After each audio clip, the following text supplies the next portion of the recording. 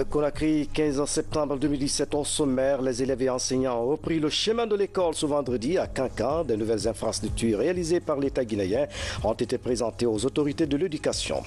Le président de la République appuie la culture du fonio en Guinée. Des actions sont envisagées pour moderniser la filière. Au sommaire encore, 200 000 doses de vaccins contre le charbon bactéridien pour la Guinée. C'est un don de la FAO avec l'appui de l'USAID.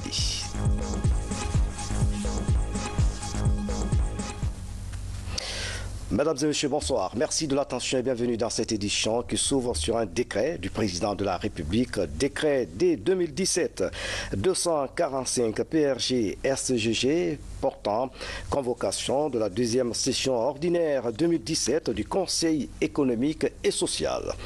Le président de la République, vu la Constitution, notamment en ses articles 123 à 124, vu la loi organique numéro 91-04 CTRN du 23 décembre 1991 portant organisation, composition et fonctionnement du Conseil économique et social, notamment en ses articles 28, 29 et 30, décrète, article 1er. La deuxième session ordinaire 2017 du Conseil économique et social est convoquée le mardi 19 septembre 2017 à son siège 6e avenue, quartier Kouliwandi, commune de Kaloum. Article 2. La durée de la session ordinaire est de 2 mois. Article 3. Le présent décret qui prend effet pour compter de la date d'ouverture de la session sera enregistré et publié au journal officiel de la République. Conakry, le 15 septembre 2017, a signé professeur Alpha Condé, chef de l'État. La présidence de la République informe la presse nationale et internationale accréditée en Guinée ainsi que les présidents des organisations de presse que son Excellence, le chef de l'État, président de la République, professeur Alpha Condé, donnera un point de presse demain, samedi 16 septembre 2017 à partir de 11h au Palais Sékou Touré, ici à Conakry. Mesdames et messieurs, les journalistes sont priés de se présenter à la réception du Palais Sékou Touré pour les formalités d'enregistrement le samedi 16 septembre 2017 à 9h30.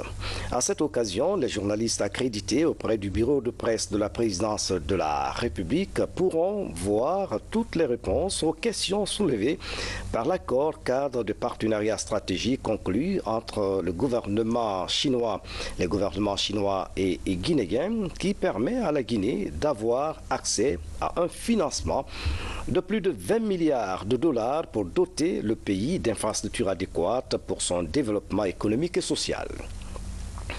Son Excellence, le chef de l'État, président de la République, professeur Alpha Condé, qui a placé sa présidence sous le signe de la transparence et de la gouvernance vertueuse, s'engage personnellement, comme il l'a instruit aussi à tous ses collaborateurs, à informer régulièrement les Guinéens de tous les actes posés par le gouvernement ainsi que les décisions et choix qui engagent l'avenir du pays afin qu'il en résulte la meilleure compréhension possible et la plus grande adhésion. Le chef de l'État, président de la République, professeur Alpha Condé, rappelle que son gouvernement et lui n'ont rien à cacher et sont conscients qu'un peuple éclairé est un peuple bien informé. Conakry, le 15 septembre 2017, le bureau de presse de la présidence de la République. Le Conseil des ministres s'est tenu ce vendredi à Conakry sous la présidence du chef de l'État, professeur Alpha Condé. La session a planché sur les questions prioritaires du moment. À l'issue des discussions, d'importantes décisions ont été prises pour le bien-être des populations. Bernard Tonguilou. Au palais Sékou Touré, la vie de la nation est débattue par l'exécutif. Le rituel gouvernemental présidé par le chef de l'État passe en revue les grands axes du développement de la Guinée. La messe est ouverte par les instructions du président de la République. Au titre du premier point de l'ordre du jour, Monsieur le Président de la République a invité le gouvernement à poursuivre la réflexion sur la réforme de l'ensemble du système de passation des marchés publics, pilier fondamental de nos investissements en faveur du développement. Le chef de l'État a demandé au ministre en charge de la pêche de participer activement à l'enquête menée par les services de gendarmerie sur les sociétés qui vendent des produits halieutiques périmés. Le président de la République a instruit le gouvernement d'envisager la création d'une structure dédiée au suivi local du respect de la politique de contenu local et à la répartition équitable du revenu des concessions minières. Le chef de l'État a demandé aux structures concernées de veiller à l'application stricte des textes organiques régissant le fonctionnement des ministères et les attributions respectives. Après la communication du locataire de Sékou Touréa, place au déballage des grands dossiers prioritaires des départements ministériels. Le ministre des Mines a plaidé pour l'adoption des avenants relatifs à la poursuite de la collaboration de la Guinée avec les compagnies minières CBK et la compagnie de bauxite de Diandian. Une collaboration qui prend désormais en compte les nouvelles dispositions du code minier. Au plan économique, la ministre des Finances sollicite auprès du Conseil la refonte de la loi relative au cadre institutionnel du service de contrôle des grands projets. La ministre de l'Environnement s'est prononcée sur les préparatifs de la COP 23 prévue du 6 au 17 novembre 2017 à Bonn, en République d'Allemagne. Un événement auquel la Guinée compte participer activement. Le ministre Khalifa Gassama Diaby a pour sa part annoncé la tenue de la 2e édition de la Semaine nationale de la citoyenneté et de la paix, SENACIP. Une édition qui se tiendra du 1er au 7 novembre 2017. Le ministre a rappelé les principaux objectifs de la SENACIP tels que précisés par la loi et qui sont notamment consolider la démocratie, l'état de droit et la culture de la paix, promouvoir une citoyenneté responsable pour forger la culture du civisme et sensibiliser et la tolérance chez nos compatriotes et renforcer notre idéal national, sensibiliser la population sur les valeurs cardinales du savoir-vivre ensemble, du respect réciproque, du respect des lois, des institutions et des droits et libertés des citoyens, renforcer la prise de conscience de chacun sur l'importance stratégique de la citoyenneté et de la paix pour la construction d'une nation démocratique, le développement socio-économique de la Guinée dans un environnement de paix sociale. Le ministre a soutenu que le budget de cette seconde édition de la Semaine nationale de citoyenneté et de paix est estimé à 8,503 milliards de francs guinéens. Le Conseil des ministres de ce vendredi a été l'occasion pour chaque ministre de présenter les enjeux des projets en cours au sein de son département. À l'issue des débats sur les différentes questions suscitées, des décisions sont prises. 1. Le Conseil approuve la tenue de la seconde édition de la Semaine nationale de la citoyenneté et de la paix et demande aux ministres de se rapprocher des ministres en charge des finances et du budget pour la finalisation du budget. Par ailleurs, le Conseil recommande aux ministres de prévoir des mesures pour continuer la sensibilisation à la citoyenneté par une campagne médiatique soutenue. Le Conseil a également invité le ministre à approcher ses homologues du secteur éducatif pour l'insertion de l'instruction civique dans les programmes d'enseignement. 2. Le Conseil autorise la participation de la délégation guinéenne à la 23e conférence des parties, COP 23, à la Convention cadre des Nations Unies sur les changements climatiques qui se tiendra à Bonn en Allemagne. Le Conseil demande à la ministre de soumettre le projet du budget au ministre en charge des finances et du budget dans les meilleurs délais. La rencontre gouvernementale de ce vendredi s'est achevée par des informations données par le chef de l'État autour de l'accord de 20 milliards de dollars récemment conclu avec la Chine pour le financement des projets de développement en relation avec les projets miniers. Professeur Alpha Condé compte animer dans les prochains jours une conférence de presse sur le sujet pour mieux éclairer l'opinion. Après 2 mois et demi de vacances, les élèves ont repris le chemin de l'école ce vendredi 15 septembre 2017. À Conakry et à l'intérieur du pays, la reprise des cours est effective. À Kankan, plusieurs membres du gouvernement ont assisté à l'ouverture des classes et l'occasion pour eux de mettre à disposition des infrastructures scolaires réalisées par l'État guinéen. Ousmane Toumani Camara est à Kankan.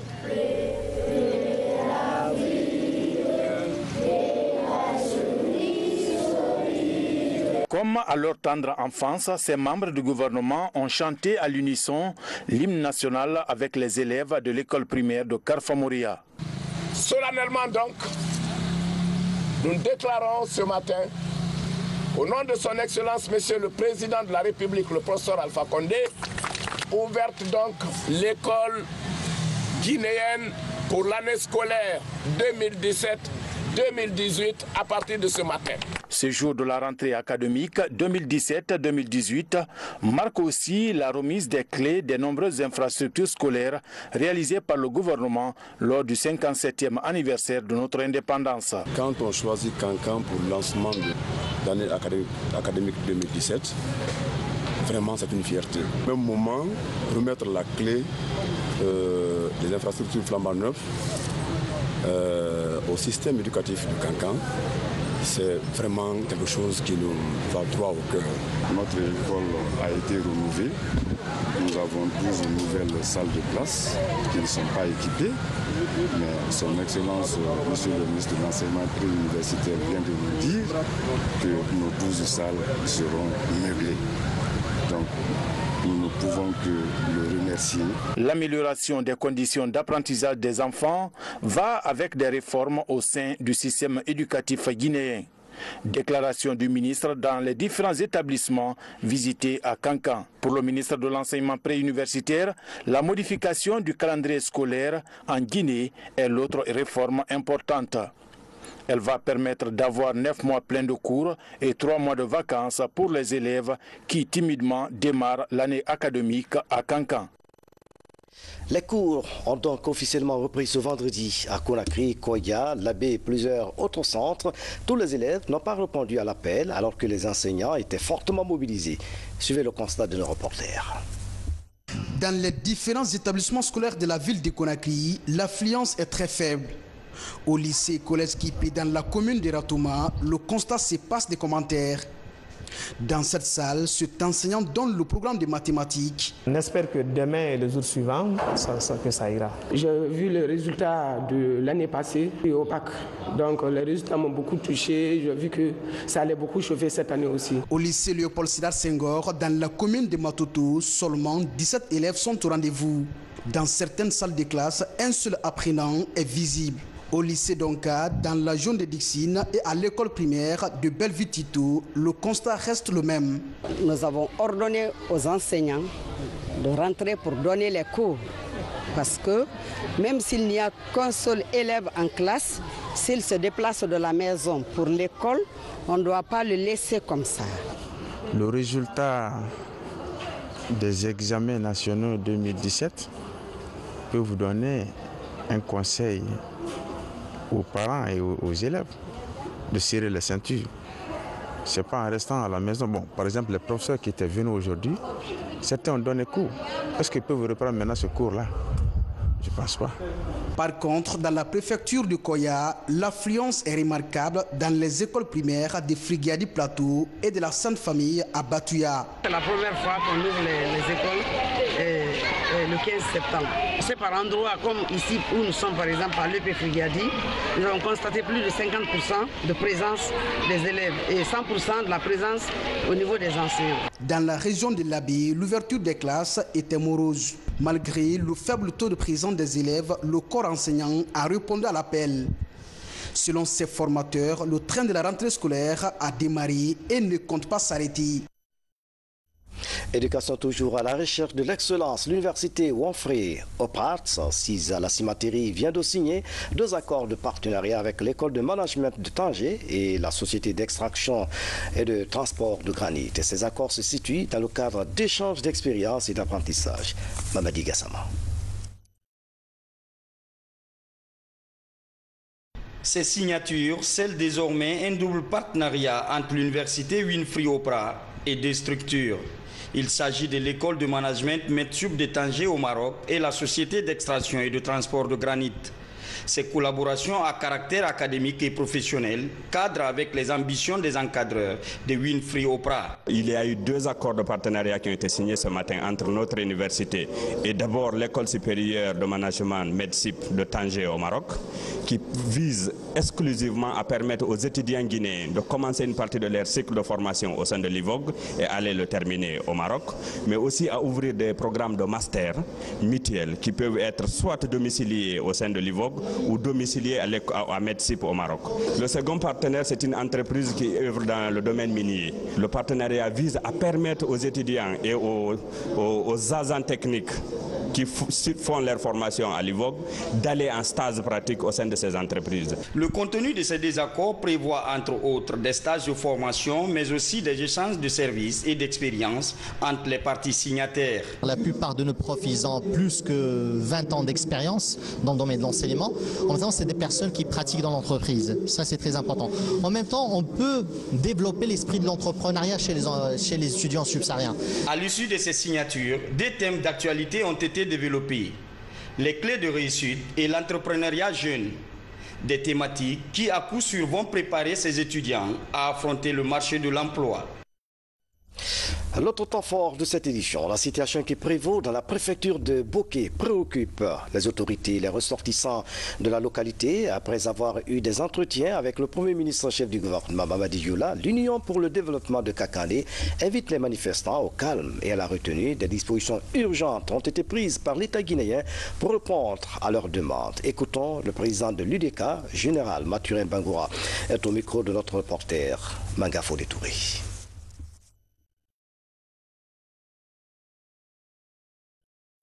Le bureau exécutif de l'Union pour le développement de Kakandé a été reçu à sa demande par M. le Premier ministre chef du gouvernement le jeudi 14 septembre 2017.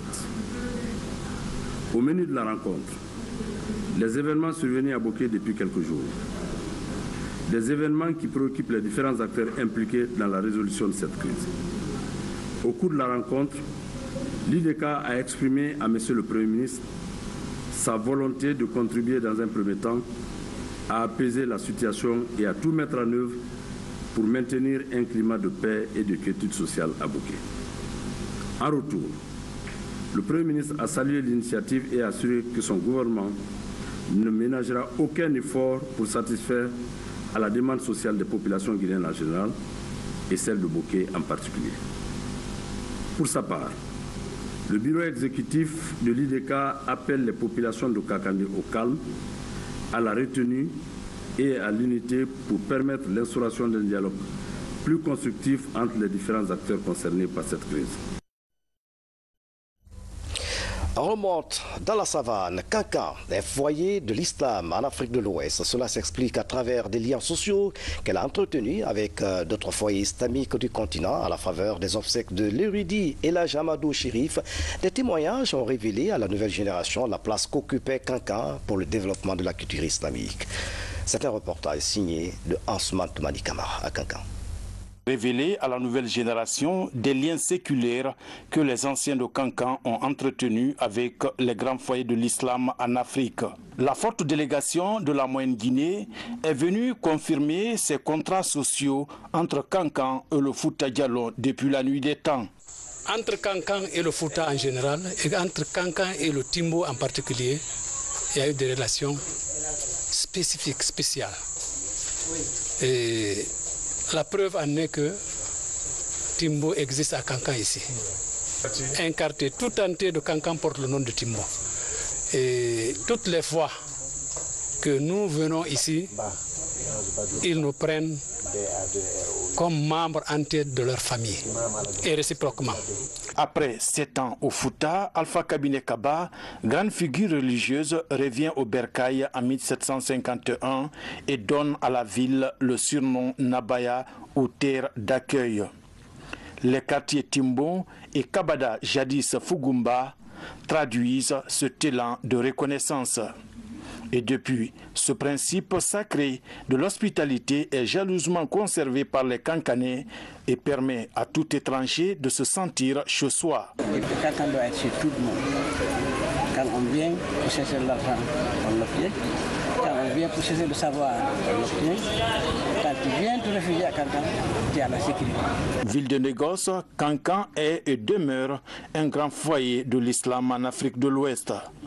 La participation des fils de la localité au rayonnement de l'islam reste toujours vivante dans les mémoires collectives. La célèbre mosquée de Timbo n'a pas été bâtie en dehors des Malinké. Les Guyanais de Kankan sont les socles de la réalisation de cet ouvrage. C'était en paille, c'est vrai, mais historiquement on dira toujours que les Malinké ont participé à la construction de cette mosquée après la bataille de Talansan, qui est une bataille à laquelle les Malinké ont participé aux côtés des peuples. Ces faits historiques ont été relatés ce jeudi devant toutes les communautés présentes à ces obsèques. À El Hadj Amadou Kolombari de Mamou de lancer cet appel à tous les Guinéens. Il ne faut pas qu'un problème politique nous divise parce que c'est les politiciens qui créent des problèmes entre la population guinéenne. Donc il faut que nous comprenions. Et ces politiciens-là, c'est nous. C'est nos frères. Si ce n'est pas nous-mêmes, c'est nos frères, c'est nos oncles, c'est notre famille. Donc tout ce qui pousse à créer une scission entre les familles guinéennes, nous devons empêcher cela. Et puis, Kankan Nabaya, un foyer de rayonnement de l'islam. Ansman Toumane Kamara, merci pour ce reportage. Restons toujours dans la savane pour parler de culture. La ville de l'écrivain Kamara Laye a désormais son haut conseil pour le développement local.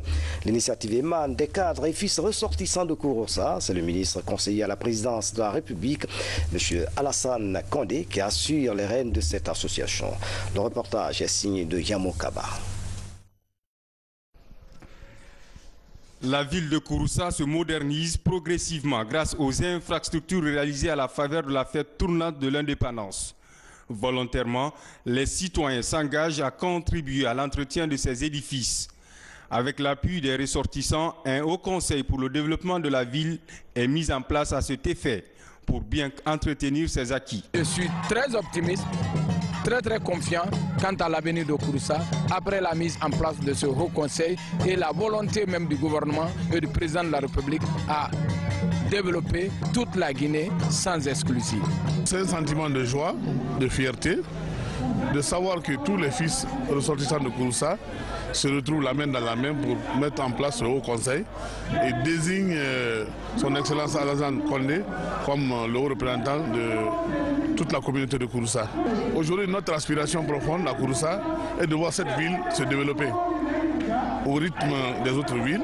Ce retour au village a permis de comprendre également la nécessité de renforcer les liens de solidarité et de fraternité entre les fils ressortissants autour des mêmes objectifs. Notre devoir, c'est de tout mettre en œuvre pour aider Kouroussa et les Kouroussaka. Si la population de Kouroussa, à travers les cadres et à travers le soutien, nous ont assigné cette tâche avec la bénédiction du chef de l'État, le président Alpha Condé, de son parti. Nous espérons pouvoir faire quelque chose pour Kouroussa. Il faut reconnaître que le ministre Alassane Condé s'est distingué et brillamment parce qu'il a un sentiment particulier pour le développement de la préfecture de Kouroussa. Tous pour l'unité de Kouroussa, tous pour l'union de Kouroussa, tous pour le rassemblement des enfants, des fils ressortissants de Kouroussa en vue de développement harmonieux socio-économique de la préfecture de Kouroussa. Cette fois, le compte à rebours est engagé. Les fils ressortissants se disent résolument déterminés à sortir Kouroussa du cercle vicieux de la pauvreté. Ils décident d'impulser un nouvel élan en faveur de leur Kouroussa natal. La pose de cette première pierre de la clôture de ce vieux cimetière colonial s'inscrit dans cette dynamique. Pour eux, l'heure du réveil a sonné pour donner à la cité de Kamara Laye tout son éclat. Je vous le disais en titre, le président de la République, professeur Alpha Condé, apporte son appui à la culture du fonio en Guinée. Des actions sont en cours pour mécaniser le volet transformation du fonio et mieux organiser la production et la commercialisation de cette filière. En Haute-Guinée, la culture du fonio fait du schéma. C'est un reportage de Mohamed Lamine Souma. Une décortiqueuse de fonio made in Guinée. C'est pour alléger la souffrance des femmes et relancer la culture du fonio en net recul en Guinée. Ici, dans des villages de la préfecture de Kankan et dans toute la savane, le fonio est une céréale très cultivée et consommée à cause de sa richesse en nutriments. Une céréale très utile à la santé de l'homme, en particulier pour des personnes souffrant de diabète, grâce à ses éléments insulino-sécrétaires. Pour sa relance en Guinée, le président Alpha Condé appuie le projet Fonio dans la dynamique de l'autonomisation des femmes. La Haute-Guinée et la Moyenne-Guinée sont concernées pour cette première phase. Dès qu'il a vu l'autonomisation des femmes à partir de la transformation du Fonio, ce titre a été attracteur pour le président de la République dans la mesure où, dans son programme, l'autonomisation de la femme est au cœur, n'est-ce pas, de ses préoccupations. Alors donc, nous avons commencé la mise en œuvre du projet par une mission d'identification sur le terrain que le président de la République a bien voulu soutenir. Cette mission d'identification nous a permis de ressortir toutes les difficultés liées à la culture du fonio, ces difficultés qui sont à la base de l'abandon de la culture du fonio. Déjà, une décortiqueuse et d'autres outillages qui rentrent dans la production et la transformation du fonio sont introduits. Le fonio est l'une des céréales rares qui se positionne le plus dans la lutte contre l'insécurité alimentaire. La Guinée est le premier pays producteur de fonio en Afrique de l'Ouest et avec une capacité de production annuelle estimée à 436 728 tonnes. En sa qualité de présidente de l'Association guinéenne pour l'allègement des charges féminines, Hadja Jakagbe Kaba rentre donc d'une mission d'évaluation dans des villages producteurs de fonio à Kankan. Avec cette capacité, grande capacité de production, les autres pays de la sous-région tels que le Mali, le Sénégal, la Côte d'Ivoire, le Burkina, qui connaissent aussi l'importance du fonio, se positionnent donc sur le marché guinéen pour racheter l'ensemble de notre fonio. Et comment ils l'achètent? Ils viennent distribuer de l'argent aux paysans en période de soudure et, n'est-ce pas, ils achètent notre production en herbe, ce qui est encore très mauvais. On s'est intéressé aussi à voir comment le fonio guinéen n'est pas propre et que vous vous positionnez sur le marché pour racheter l'ensemble de la production guinéenne. On va au Mali, on regarde un peu, on va trouver la marque guinéenne effectivement sur les machines. C'est à ce niveau-là que nous sommes venus avec maintenant toutes les informations du diagnostic participatif de l'abandon de la culture du fonio par les difficultés liées à la récolte du fonio, les difficultés liées au battage du fonio, les difficultés liées au décortiquage du fonio. Nous avons pris la photo et nous avons présenté la photo à nos artisans. Nous sommes tombés sur les artisans, les ouvriers métallurgiques de Farafan, qu'on appelle, c'est une coopérative, la coopérative Confar. Le garçon me dit oui, c'est nous qui avons fabriqué ces machines-là, mais il y a longtemps. J'ai dit, mais est-ce que vous êtes capable de nous produire effectivement la décortiqueuse du fonio? Ils ont dit, oui, madame, on est capable de le faire si vous nous donnez l'opportunité, le financement. L'objectif visé est de faire de la Guinée le premier pays producteur de fonio en Afrique et dans le monde.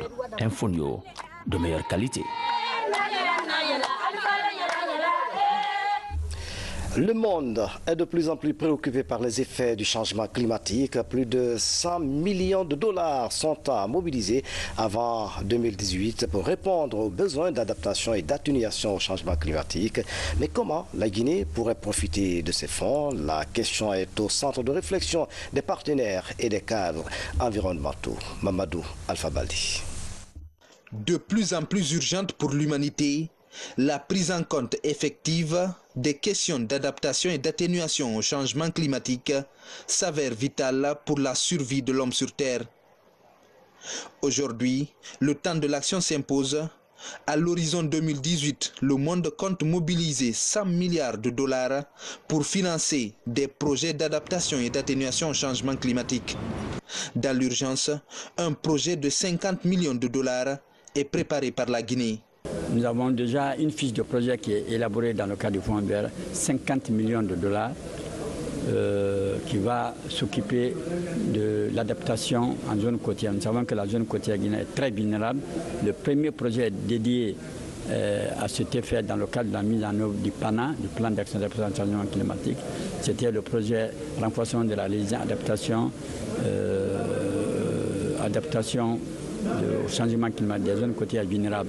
Nous voulons faire une extension de ce projet pour l'étendre aux autres préfectures non couvertes, notamment la zone de Bokeh. C'est un mécanisme financier de la Convention cadre des Nations Unies sur le changement climatique. Il sert notamment à mobiliser les ressources financières et à faire leur allocation au niveau des pays les moins avancés qui en ont besoin pour développer des projets soit d'atténuation, soit d'adaptation. Ici, l'ensemble des acteurs environnementaux sont sensibilisés sur les mécanismes d'accréditation au Fonds vert climat qui pourraient financer des projets allant jusqu'à 250 millions de dollars. Je pense que la première étape de la Guinée sera de renforcer les capacités de l'autorité nationale désignée actuelle et de mettre en place ce qu'on appelle une procédure de non-objection et un programme pays dans lequel tous les projets que la Guinée va soumettre au Fonds vert climat vont s'inscrire. Le Fonds vert, c'est un fonds qui est assez complexe.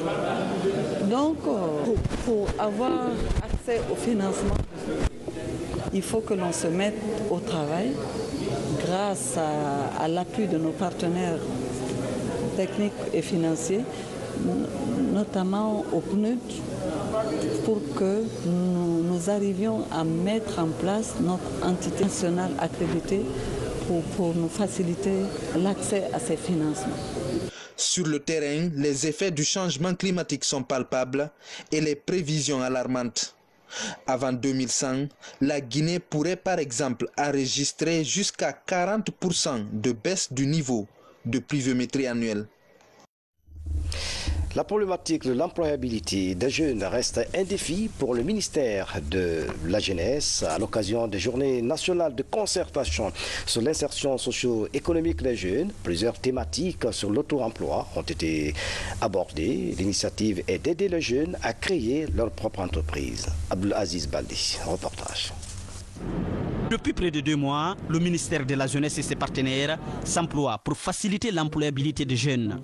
Cette assise de 3 jours est l'occasion pour les cadres du département de présenter des efforts fournis afin d'encourager les jeunes demandeurs d'emploi de créer leur propre entreprise. Aujourd'hui, vous le savez, que nous avons pas mal de projets et de programmes qui sont en cours d'exécution au niveau de mon département, mais d'autres départements aussi entreprennent pour les jeunes, que ce soit l'agriculture, que ce soit la pêche, que ce soit le ministère de la formation professionnelle, que ce soit les partenaires techniques et financiers. Chacun aujourd'hui dans son domaine essaie d'entreprendre pour ces jeunes.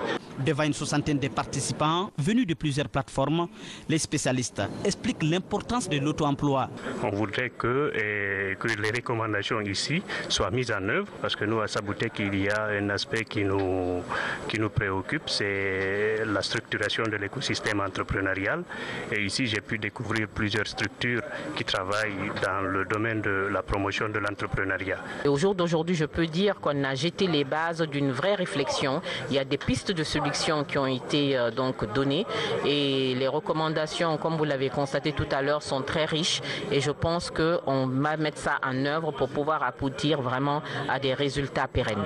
L'organisation de ces journées nationales de concertation sur l'insertion socio-économique est soutenue par le Programme des Nations Unies pour le développement.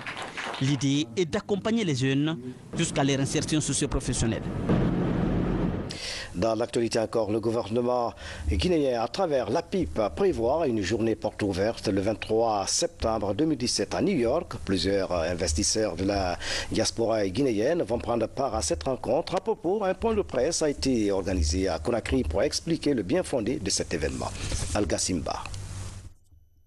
La création d'emplois en faveur des jeunes et des femmes est l'une des priorités du président Alpha Condé. Pour ce faire, les autorités mettent à profit des programmes et projets fiables pour attirer les investisseurs en vue d'amorcer le décollage économique du pays.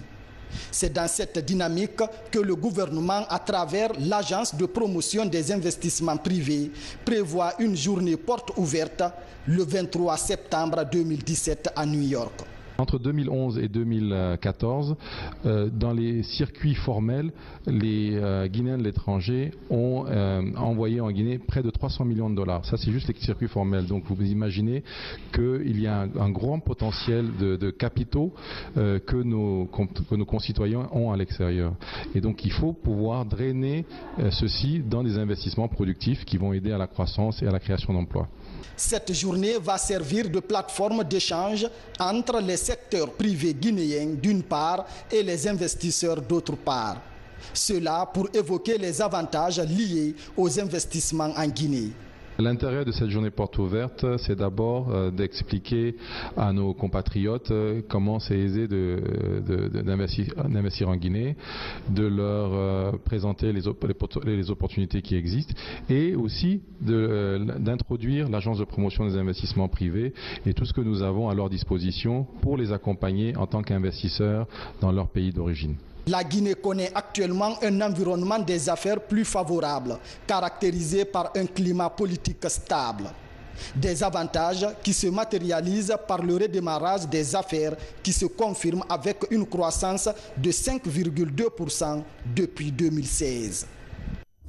La prolifération et la circulation illicite des armes légères et de petit calibre a fait l'objet de débats à Conakry. Un document a été élaboré à cet effet pour freiner ce phénomène. Justement, pour valider ce document, un atelier a été organisé au mess des officiers du camp Almami Samori Touré à Conakry. Voici le reportage de sergent-chef Lamine Sanakamara, correspondant de la presse militaire.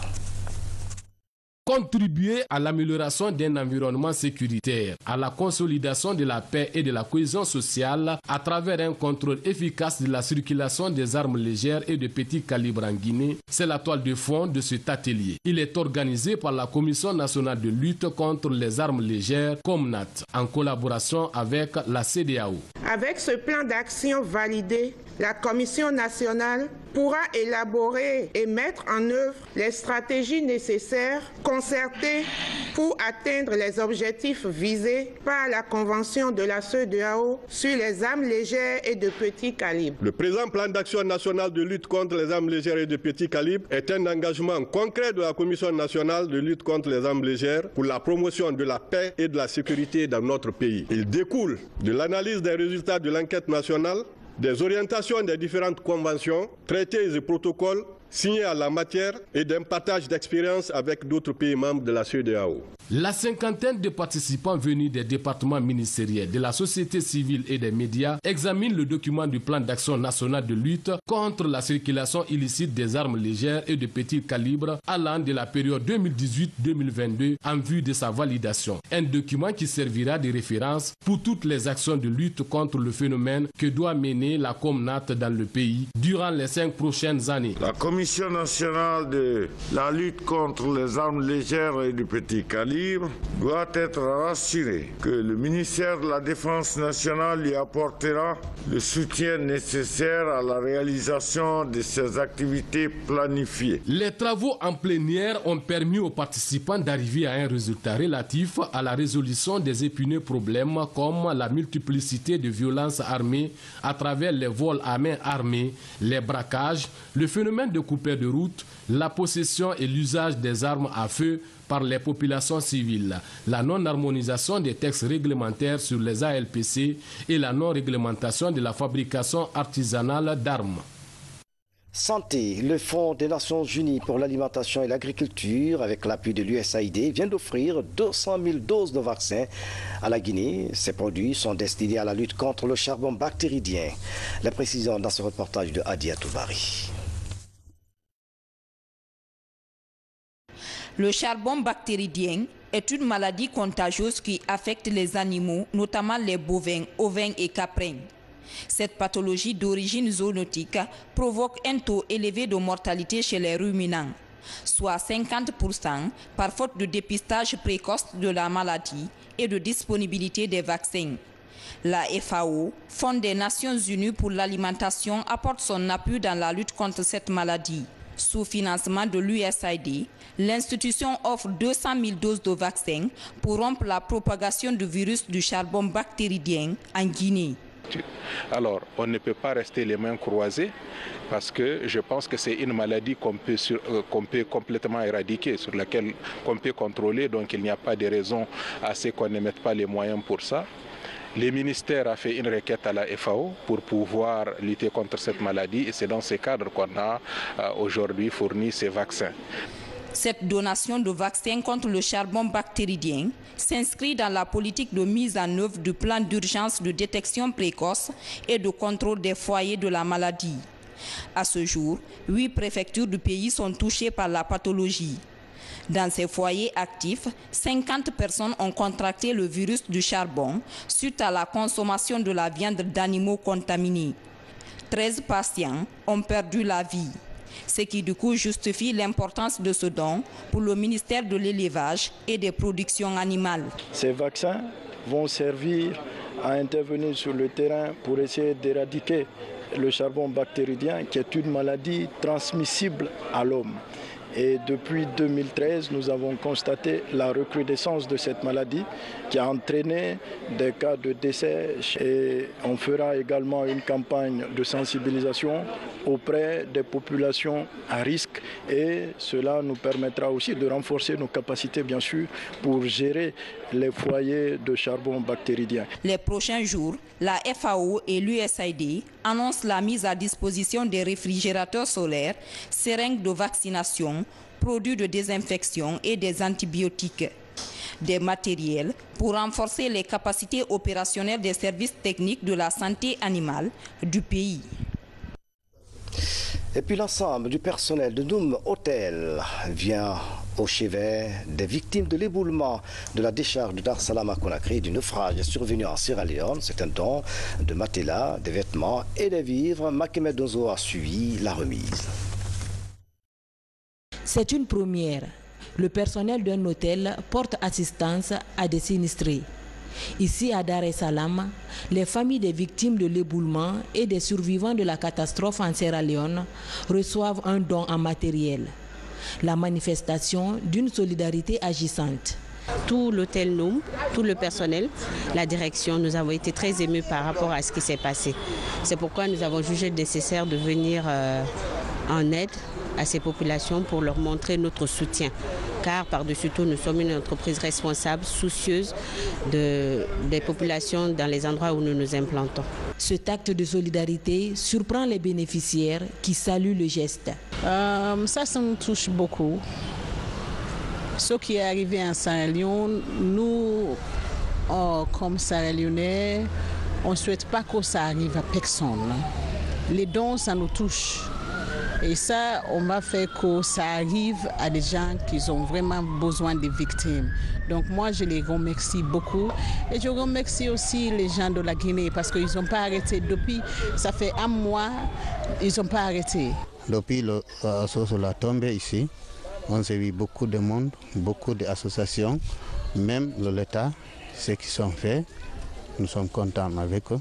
Tout ce qui vient contribuer, le déplacement. Il avoir le habits, il avoir le riz, il avoir le lait, il avoir le matelas, comme hier, comme aujourd'hui. Vraiment, nous sommes contents. Pendant longtemps, les dates du 14 et 22 août marqueront les mémoires des populations de Freetown et de Conakry. Des jours où la nature s'est déchaînée sur des hommes suite à une agression. Et comme les hommes savent le faire, ceux qui sont dans le besoin bénéficient de l'assistance des autres. Et puis ce communiqué du ministère de la Ville et de l'Aménagement du Territoire, il nous a été donné de constater avec regret l'encombrement des voiries par des empiètements, des occupations à travers des baraques, des véhicules et des garages. Ceci est de nature à entraver la mobilité et la fonctionnalité de nos villes, détériorant ainsi le cadre de vie de nos agglomérations. Cela étant, le ministre de la Ville et de l'Aménagement du Territoire, conformément aux dispositions de sa lettre de mission, invite les occupants de ces domaines publics à les libérer au plus tard le 30 septembre 2017. Passé ce délai, des dispositions adéquates seront prises à l'encontre des contrevenants sans préjudice des poursuites judiciaires. Nous comptons sur l'esprit civique de chacun et de tous. Les autorités à tous les niveaux sont invitées à faciliter l'application du présent communiqué signé Dr Ibrahima Kourma. C'est la fin de cette édition. À tous, merci de nous avoir suivis. Excellente soirée où que vous soyez dans le monde. À bientôt.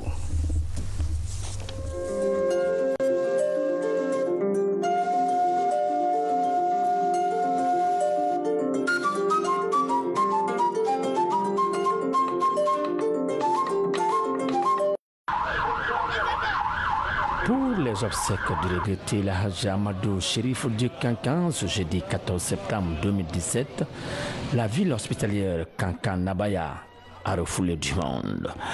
Au premier rang, le président de la République, professeur Alpha Condé, personnalité à dimension nationale, le gouvernement guinéen a fait une mobilisation record à Kankan. Né en 1930 à Kankan, le défunt Lahaj Amadou Chérif était un érudit très connu et respecté de l'islam. En témoigne la présence des délégations venues de tous les foyers islamiques de la sous-région ouest-africaine. Le Fouta en particulier, eu égard au lien séculaire entre le Fouta